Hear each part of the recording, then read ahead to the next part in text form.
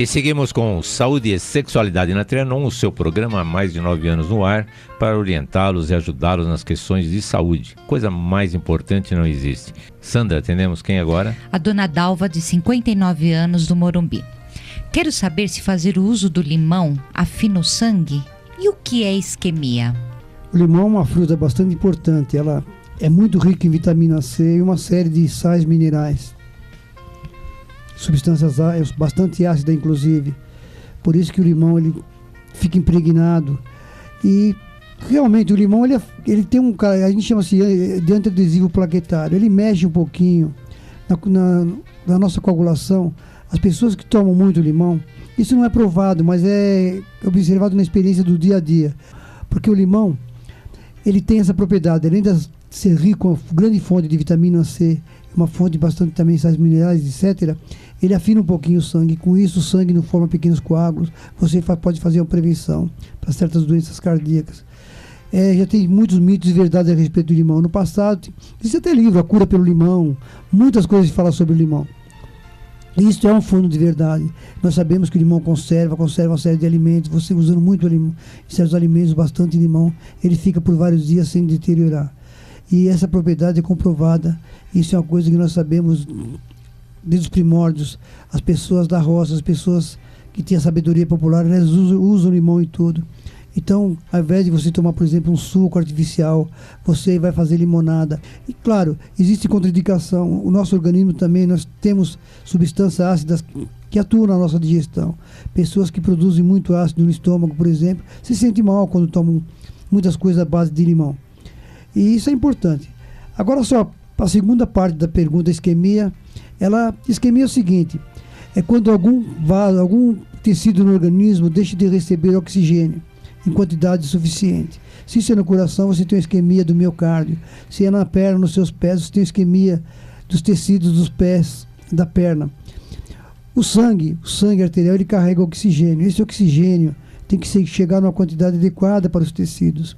Se por um motivo qualquer não chega oxigênio em quantidade adequada, o entupimento de um vaso, a parte final da chegada desse vaso com pouco oxigênio vai causar essa isquemia. Pode ser no cérebro, no coração. Então, a isquemia nada mais é do que a falta de oxigênio em quantidade adequada no tecido. Se é no cérebro, a isquemia cerebral, a gente chama popularmente derrame no coração, um infarto, a isquemia do miocárdio.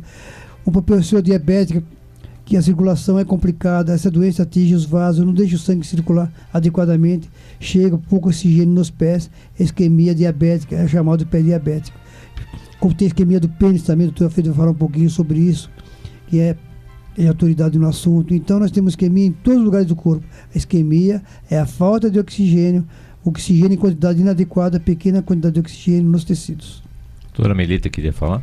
Sim, voltando para o assunto do limão, lembrar que como substância muito ácida que ela é, também produz uma erosão quando as pessoas abusam dela, né? Dessa fruta. Cuidado com o abuso, né? Afina o sangue se eu tomar muita caipirinha, doutor? Tem limão. Às vezes pode não afinar, mas que você vai ter uma cirrose futuramente, vai. Então não é que bom. Vai ficar bêbado também vai. Então vamos lá, doutor Alfredo, vamos falar. Não, vocês sabem que o álcool em pequenas quantidades, ele tem lá os seus dons terapêuticos, benefícios. Claro. E isso é sabido desde que o homem se conhece como tal e começou a se embebedar. Mas a questão é, as pessoas que podem usar o álcool misturado com limão ou não devem fazê-lo a mais do que 2 ou 3 doses de destilado por dia, 1 ou 2 taças de vinho por dia, ou então de 1 a 3 chopes por dia. Tendo muito cuidado que se na família houverem pessoas que tiveram de alguma forma predisposição ao alcoolismo, de maneira alguma essa pessoa tem que fazer uso de álcool, porque os seus familiares poderão desenvolver o alcoolismo. Então, gente, muito cuidado e muita orientação para filhos, netos, sobrinhos e tudo aquilo que for gente que precisa ser orientada. Tá aí, perfeita orientação. E eu já pergunto para a Sandra, entendendo quem agora? O seu Emílio Vitor, de 29 anos, ligou. Ele gostaria de saber se a masturbação é prejudicial à saúde? E eu pergunto ao doutor Alfredo, Você sabe que entre os mitos e verdades, por exemplo, quando o Dr. Ari era adolescente, falavam para ele que se masturbasse demais ia sair pelo na mão. É verdade. É um mito, não é? É mito. E nada disto é verdadeiro, ou seja, a educação judaico-cristã que nós recebemos por questões bíblicas proíbe a masturbação, o que foi um tremendo erro na educação sexual do ser humano, porque a masturbação ela é benéfica à saúde do indivíduo. A masturbação permite que o indivíduo se conheça sexualmente antes do início da prática sexual. Homens ou mulheres, é benéfico a masturbação? É uma maneira de sexo solitário, quer dizer, é como o menino começa a praticar sexo com ele mesmo, sozinho.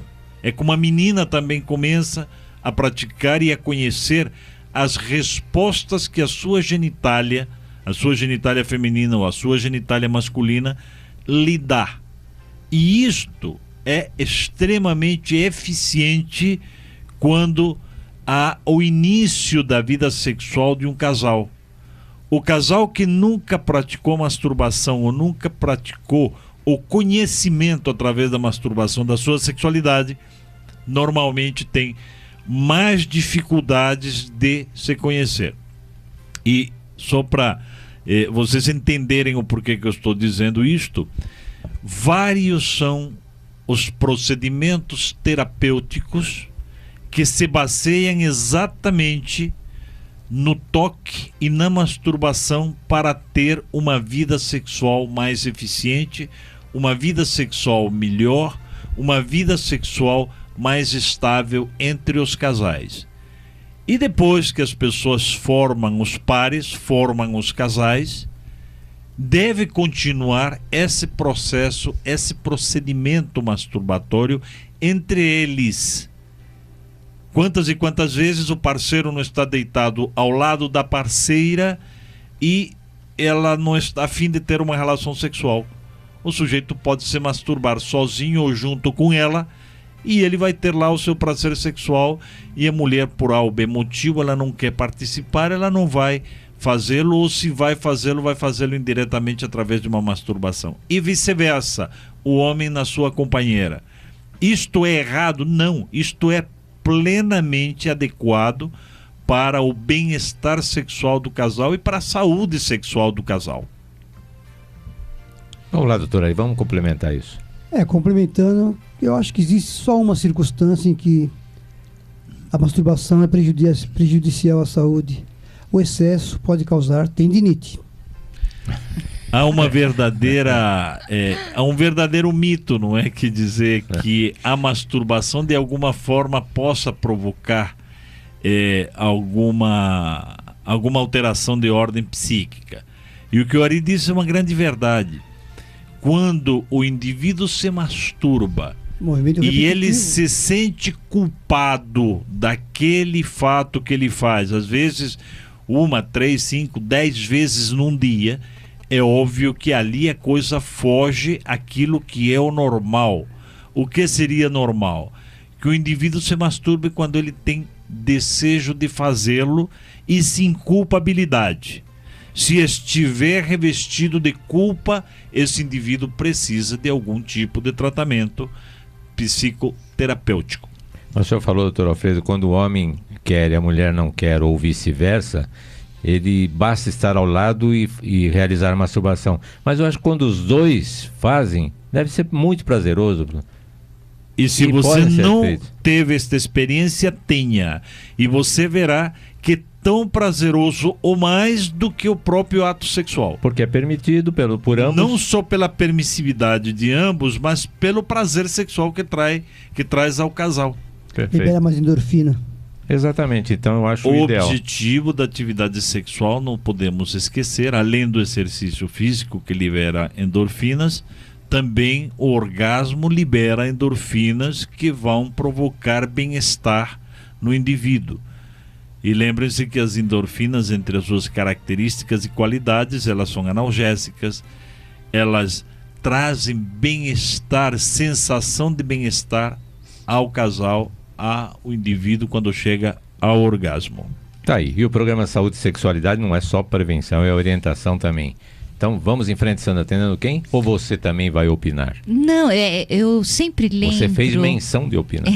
Eu sempre lembro de um depoimento de uma senhora no fim de um capítulo, né, de uma novela, onde ela coloca isso, né? Uma senhora, foi a primeira vez que ela sentiu o orgasmo. Então ela relata isso e até a imprensa, né, as pessoas caíram, né, em cima, assim, falando, nossa, um absurdo, uma afronta. Uma velha falando isso na televisão em horário nobre, lembram da polêmica que foi? E foi a primeira vez que ela sentiu o orgasmo, ela mesma falou. Então eu achei tão bonito, porque a gente, às vezes... não gosta de falar sobre sexo, é um tabu. E ela, de uma maneira tão simples, escutando uma música do Roberto Carlos, sozinha, ela sentiu aquela fonte de prazer. Então, é prazeroso, eu acho que é uma coisa que faz parte do ser humano.